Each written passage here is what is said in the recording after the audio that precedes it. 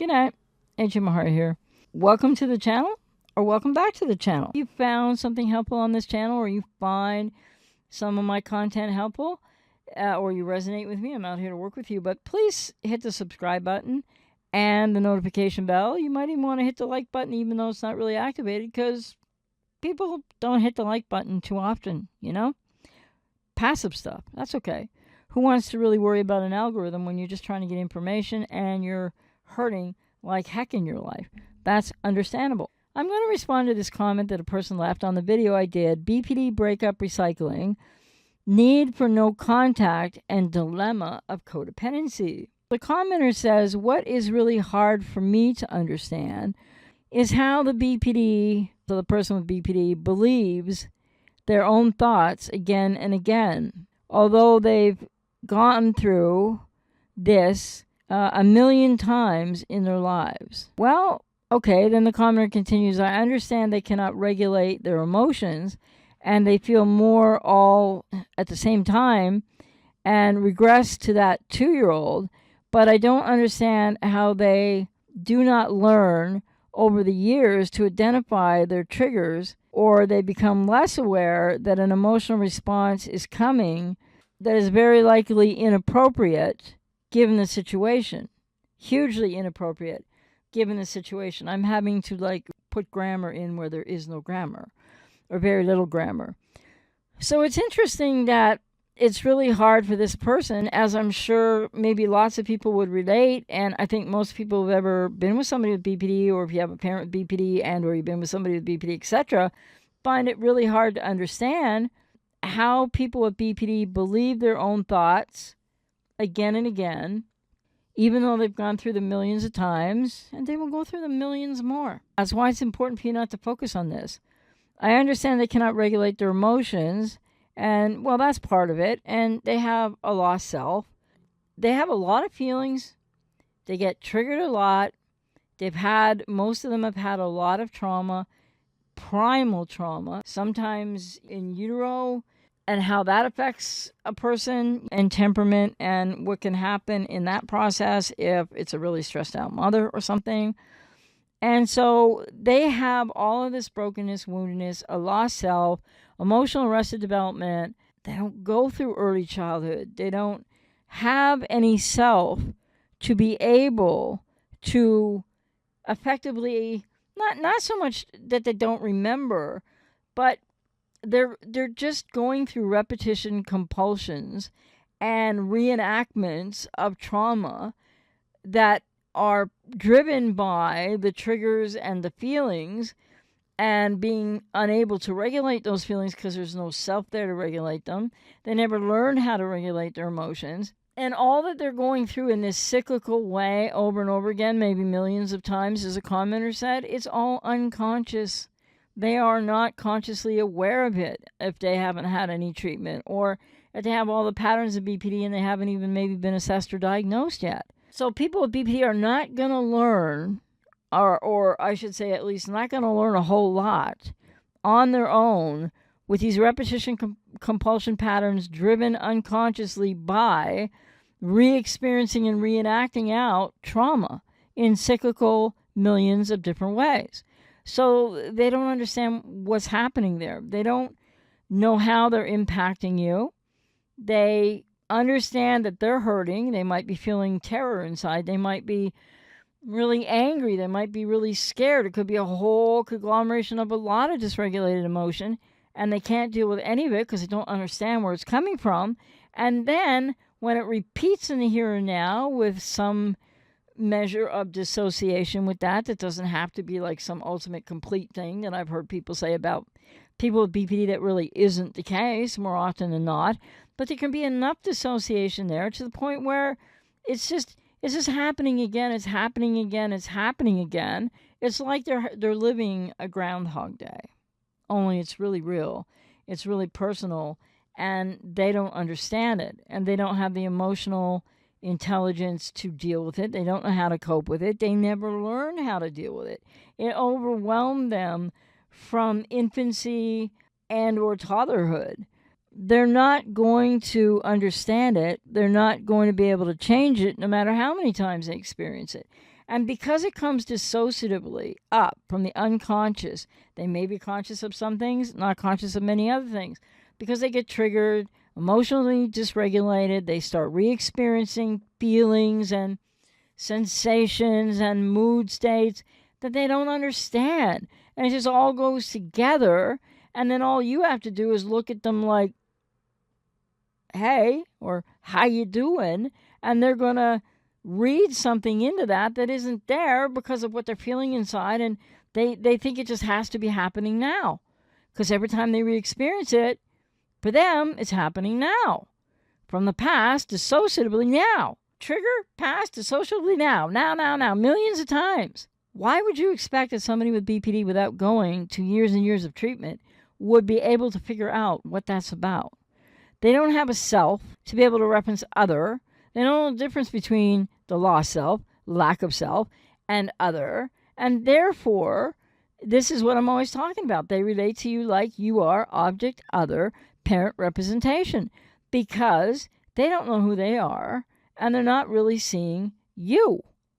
Because how many times are they reenacting out these repetition compulsions of all of this emotional overwhelm and what it feels like and what all the moving pieces of it are that they don't really realize, and aiming it at you? Because you know the reaction is way too huge for the moment, for the situation, for the here and now. But that's because they're experiencing something from the past in the here and now, and then sometimes they amalgamate it or misperceive it with here and now things, and it can up the ante and blow up the whole emotional experience even more. So people with BPD are trying to survive these experiences, and it doesn't mean how they might harm you or abuse you, use you, etc., manipulate you, rage at you, falsely accuse you of things. None of that is excusable. But the one thing that you should know is they're not going to be learning from this, because BPD requires professional treatment and therapy, and lots of it, and for a long period of time. And the commenter said, I understand they cannot regulate their emotions and they feel more all at the same time. Well, and sometimes they'll regress to like a 2-year-old or younger or a little bit older, but not always. Not with every emotional dysregulation is there age regression, because dissociation can be to that level or it can be not quite to that level. So it's not always when they have these experiences they're going to definitely be age regressing, though that can happen quite often for many people with BPD as well, especially untreated or not well down the road working on this in treatment. And by the way, DBT is really helpful, but DBT is not a recovery modality. And so people that do well in DBT, then they need to, after that, go to a psychodynamic modality more often than not, because DBT does not help people find the lost self. And DBT doesn't help people with the really deep-seated processing, understanding, unlearning defense mechanisms to be able to learn skills and find self when they weren't able to do that in their own early childhood. They're not always regressing to a 2-year-old. And then the commenter said, but I don't understand how they do not learn over the years to identify their triggers. Well, because if they're not seeking treatment, there's going to be no impetus for that. Because again, they just feel so out of control. A lot of people with BPD, it depends on the severity. But lots of them are not wanting any help. And lots of them are in denial because they keep experiencing everything like it's all your fault, the person closest to them's fault, as it might well have been a parent's fault in the beginning, in their early childhood, or both parents' faults. If they had cluster B parents, for example, right, or they're really abused and neglected and not taught anything, and then they don't have object constancy. They don't have a self. They have this approach avoidance conflict, the fear of abandonment, the fear of engulfment, fear everywhere. And they don't know how to connect. They don't know, it's too scary. They don't know how to connect. They don't know how to really, they don't attach to you. They really don't know how to love you. They don't know how to take in your love. So it's a lot more than just age regression at points, which it can be. They're not going to be able to identify their triggers when they don't have a self. Pretty big thing right there, that loss of self. Or become aware that an emotional response is coming along that is very likely to be hugely inappropriate to a situation. Well, that's because it's all repetition, compulsion, reenacting, repeating.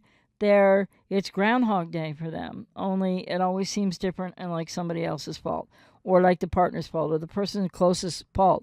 No, they don't have unless until they have a lot of therapy and treatment, they don't understand that their reaction is too big for the situation.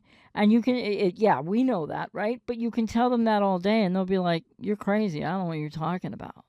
Because those things never meet unless and until people seek help with BPD. And the commenter says, they really seem to see the triggering person. Okay. Why don't they start to learn with their big emotional responses when it's happening that it's huge and way bigger than the situation, but they really seem to see the triggering person, the partner close to them, as a source of all evil and the one that now showed them their real face, and they're acting on it instead of at least stepping a step back while raging and feeling and freaking out, but signaling the other that they know it's too much and they just need a moment or whatever. Okay, the grammar here is really getting painful, the lack of. First of all, it's not that they see the triggering person. Okay, so if you're with somebody with BPD, or you were, and or you have a parent with BPD, or whatever the case, when they get triggered, they're not triggered by you. Exactly. Unless you do something with malice. No, you might just come home 5 minutes late and they're off to the races and they got a huge big reaction and all this stuff that the commenter just mentioned is happening and they think you triggered them because you were 5 minutes late. No, you're 5 minutes late and they got triggered. Those things don't go together. Triggers are not anyone else's fault.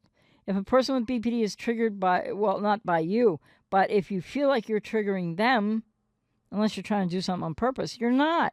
They're reacting to you as they reacted in young childhood and or in a really stressful, traumatic time, how they reacted to a parent, to someone who did victimize and abuse them. And then they project that out on you or transfer that out onto you. But you're not the one that just did to them what they're reliving that was done to them a long time ago. So it's not that they see the triggering person. They might call you the triggering person, but you're not the triggering person. You're not responsible for anybody with BPD's triggers unless you're doing something to them on purpose to trigger them, to be mean, right? With malice. Otherwise, they get triggered by their own lens and misperception and perceiving things in the here and now from and through past and their own internally triggered, dysregulated emotions. And by the way, it has nothing to do with a person with BPD feeling like it's a partner's fault or the person closest to them's fault that they got triggered. They feel that, they believe, they misperceive that. They're believing something erroneously that isn't accurate. But when they're doing that, it's not that you have showed them their real face at all. You're the one who's seeing what they're doing. You're the one that they're now acting out onto from what's repeating from the past and their childhoods. Now they're acting that out on you, but they're not seeing anything. You're seeing what they're doing. You're seeing, hey, wow, this reaction is way too huge for what. There was nothing going on. What's happening now? What was happening for them? But you're not showing them their real face at all. That is nothing to do with it. They are re-experiencing stuff that is putting them into the place where then they start doing things that it's not appropriate for other people to put up with, in neglect, in rage, in abuse, in projection, projective identification, all because they're thrusting the past and whoever that object other was, mother or father or whatever, out onto the closest person. And that's all they are aware of, is that somehow it is your fault because you represent object other, bad parent representation. And that's how they're experiencing you. They're seeing their face reflected from you, or you're showing them their real face. That has no meaning whatsoever. And that's not what they're acting on. They're acting on really scary, really huge emotions that they have never been able to handle because they had these big, huge, traumatic, victimized emotions with no help and no way to cope when they were really, really young. And it just keeps repeating and repeating and repeating. And we don't justify the behavior of people with BPD who are doing these things, but we have to understand that what's happening for them inside is not about you showing them their real face at all. It's not about you triggering them at all. It's not because you did this or you didn't do that. It's not because you said it this way and you should have said it that way. You gotta separate out a little bit people with codependency from people with BPD, because you still think it's all got to do with you. It doesn't. It's going to happen whether you're there or not. It'll happen with each person. It'll happen when they're by themselves. It doesn't matter. It's really not about you, but it can be happening not only to them and for them, but to you. And that's why you have to get out of there. Go no contact. Get into a healing recovery journey. Out here to work with you if you resonate with me, so that you can break that trauma bond. And they have to go do their own therapy to work on what they're actually trying to survive and cope with, which they just defend against and maladaptively don't cope well with. They're just trying to survive it. And they're acting on it instead of taking a step back while raging. Come on, they can't take a step back while raging. I mean, come on, common sense. People should understand this, because you don't have to understand people with BPD inside out for you to get in your own healing and recovery process. End that relationship. If you were ghosted, take it as a gift. If it's a final discard, yeah, that's really painful. Get some help.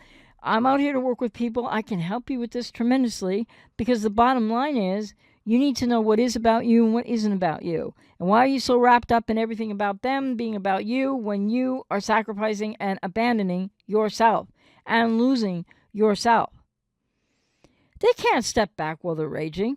I mean, the HPA axis, the areas of the brain that are just flooded with rage or sadness or withdrawal or shame and all the above and more, when a person with BPD is triggered to dysregulated emotion internally. And the thing is, when they're raging, they can't take a step back. They're freaking out. Yeah, they're freaking out because they don't understand why they're feeling all what they're feeling. And they'll blame you in a heartbeat because they're just trying to externalize it, because they don't even realize it's inside of them. They always think it's coming from somebody else, because in childhood it did come from somebody else, more often than not. Really high percentage more often than not. So why do you, commenter, or anybody that relates to this commenter, why do you think, well, I'm not sanctioning their behavior. I'm just saying they cannot control what they're doing. And they can't step back in the middle of a rage to help you out. You need to take leave when they're raging. You don't need to stand there and take it. So they're freaking out, but signaling the other that they know it's too much and they need a moment or whatever. Sometimes they are, sometimes they aren't. Sometimes they know that, sometimes they don't. Sometimes they know, wow, this is not good. This is like what's happening to me. And they've been there before and they recognize something, but they can't stop it because they don't have any skills to do that with if they're untreated. Or more to the point, if they have patterns of BPD and they could well be diagnosed and they're undiagnosed. These situations happen again and again with no attempt of repair. Exactly. And that's why all of you out there with codependency, whether it's you got a borderline mother and you got a borderline ex, you got a borderline mother and a borderline girlfriend, borderline father and a borderline boyfriend, borderline friend, you're somebody's friggin' favorite person. What are you doing to yourself? So yeah, these situations are going to happen again and again, and there is no attempt of repair because they have no capability whatsoever to repair. This is not me excusing their behavior. This is me saying, What part of this don't codependents get yet? And if you don't get it yet, please hear this. They are not attempting to repair because they have no skills to repair, no idea of what to repair, no self from which to make any repair, and they have no idea what's happening to you either. And it doesn't mean it makes their behavior okay, but these are all the reasons why you, all of you, each of you, need to go and work with somebody. And I'm out here to work with you if you resonate with me. And you need to go no contact. From a parent with BPD that's untreated and, years of agony, from an ex, from somebody in your relationship right now, you got to get out of that. You got to go no contact. You got to get into your own healing recovery journey. You got to focus on you. You got to stop focusing on them and what they do, because you're never going to change it. The more that codependents focus on what borderlines do, why doesn't the borderline just step back and erase, this person says? What? If you're waiting on that, if you're expecting that, you're just asking to get annihilated. You need to get gone. And yeah, there's no repair because they don't know how. So if you're waiting for them to meet you in the middle of some bridge, a repair, well, then if you keep doing that, that's now you should know, okay? People don't know in the beginning, but if you keep doing that, you should now understand that that's your codependent repetition compulsion pattern. That's part of the trauma bond for your own reason. And it's not the same as people with BPD. So yeah, no attempt at repair because they have no ability to do that. No self from which to do that. So let's knock off expecting them to somehow just grow up, because it isn't going to happen without a lot of treatment. And then the commenter says, with no analyzing of the situation. Well, somebody who's been there and healed and recovered almost 40 years ago, what you're saying, commenter, and you have a BPD mother, right? You should know better than this. They don't get it. They don't have a self. They're not going to change it. They can't fix it. If they don't get help, they have no way to analyze the situation in which they are emotionally drowning. It floods literally the brain. The HPA axis, the amygdala, the reptilian brain, just goes into fight, flight, freeze, fawn, whatever it is, maybe a little bit of all of it sometimes. And there's no rational mind on board anymore in this emotional dysregulation and this huge response of people with BPD to a situation where the person closest is often sitting there going I don't even know what happened here because nothing happened. But something triggered them, and then they're off to the races. So don't expect rationality in the middle of that. And no, you shouldn't sit there and be raged at and abused and neglected and hurt and blamed and screamed at either. That's not love, by the way, ladies and gentlemen, at all. So here, this commenter again, they make no attempt at repair. Big shock. Come on. People should know this once you get knowing this, In the beginning, it might be a big shock. But it can't be a big shock anymore when you've seen it. To say they do it millions of times, you've seen it tons of times, not just a commenter, but maybe someone can relate to this. And then now the commenter goes on to say, well, they don't make any attempts at repair, right? No self, totally engulfed in emotions, can't, no skills, no slowing it down, don't know what's going on, they don't know what's going on, no analyzing of the situation, with no code words or acknowledgement how every single outburst damages the connection and trust between you and them. Every single outburst doesn't just damage the connection between you and them. First of all, you're not connected to them. They're not connected to you. Oh, you may feel connected to them. They're not connected to you. And every outburst does do all this damage over and over and over and over again. And you're still there abandoning yourself if you haven't got no contact and you haven't got into your own healing recovery journey yet. And it's that simple. And I don't mean to sound hard about it at all. I'm just really going to put it out there so you can hear it really clearly. Don't get lost in all the borderline stuff. Don't get lost in what they're doing. Don't allow it. Don't try to help them. Don't try to fix them. Don't expect what this commenter expects from them. They're not going to be able to step back in the middle of a rage. They just can't. So that means that you should have told them, next time you rage like that, I'm sorry, but I'm going to have to go out for a while. I'm not going to be here. I'll come back later, maybe when you've calmed down. And no, they don't do well with those boundaries. So the thing is, this commenter is actually suggesting that all of you out there with codependence, instead of doing what you need to do to take care of yourself, going in no contact from these people with BPD that aren't getting any help and that can't control things and don't have a self and are constantly being re-victimized by their own triggers that isn't your doing. And then they're abusing and neglecting and raging and screaming at you. Well, don't expect them to step back in the middle of a rage. No.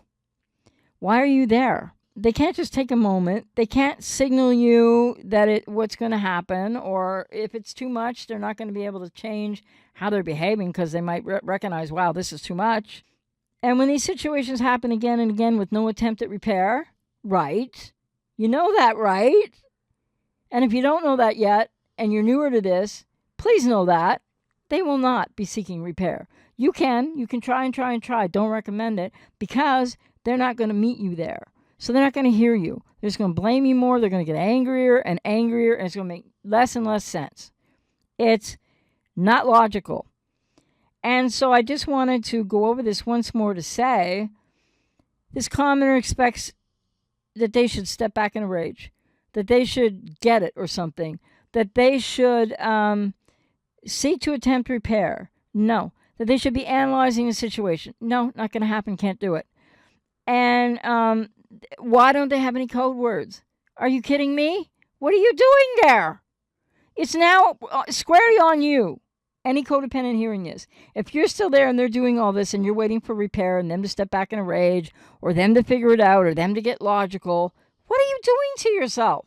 Because if you're expecting that from somebody with like out of control, untreated borderline personality disorder, and what that really means, because they're not monsters, they can behave kind of like really badly, but they're people that their brains are totally flooded with emotion, and they don't know who they are, and they don't know what to do about it because they've never learned how to cope with it. So don't expect them to step back in a rage. Don't expect them to find logic. Don't expect them to warn you. Don't expect them to make their humongous reaction sizable or appropriate like you'd like it to be, because they can't. And then they don't have any code words. Nope, they don't, because they don't have insight into what's going on. They're just going through it again, and it's happening all over again, and the same stuff's happening because you're there too, and you're seeing it all over again. But you're what? This commenter is what? So codependent that they're waiting for this borderline, or their mother as a borderline, or their ex, to fix something. Stop it. Step back in the rage. Think about it. Analyze the situation. Give me a code word. And acknowledge something. And they don't acknowledge any single outburst that damages. It doesn't just damage connection and trust anymore, because you already have no connection. And they're not connected to you. And your trust is gone. And they've never trusted you. They don't know how to trust. People with BPD, untreated, don't know how to trust at all. I got a lovely score way back in my past in schema therapy, 97% in distrust. That's what I had to work through for years. That's why it took a long time. That's why it takes people a long time. There could be other people out there with BP who have a 97% distrust if they were in schema therapy, and that was measured that way. What are you expecting from them, seriously? Because they're not going to be who you thought they were in the idealization, because they're not that person. And they're not always in that beginning stages of relationship. They're not doing that on purpose. They don't seduce you in there. Not unless somehow they made you put your you-know where you put your you-know, or if you're a woman. What is so seductive is is codependent woundedness, family of origin, and if you have a cluster B parent especially, and I think this commenter has said they have a cluster B, they have a borderline mother as well, that they've taken way too much from and need to go no contact from, because it doesn't matter if it's your mother or your father or your girlfriend or a friend, or when you got to take care of yourself no matter the relationship type, and if you have more than one relationship type.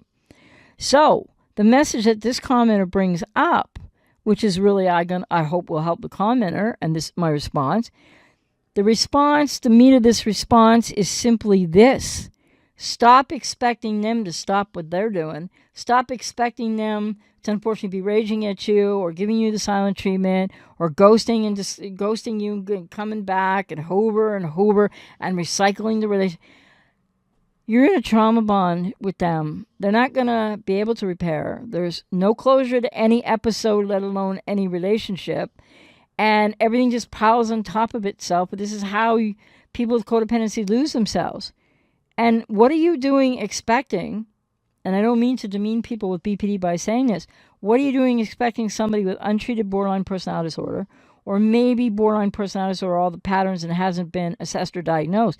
But somebody who's not even looking, that doesn't understand this at all, or how they behave or how they affect other people. And I'm not saying it makes it okay. It doesn't.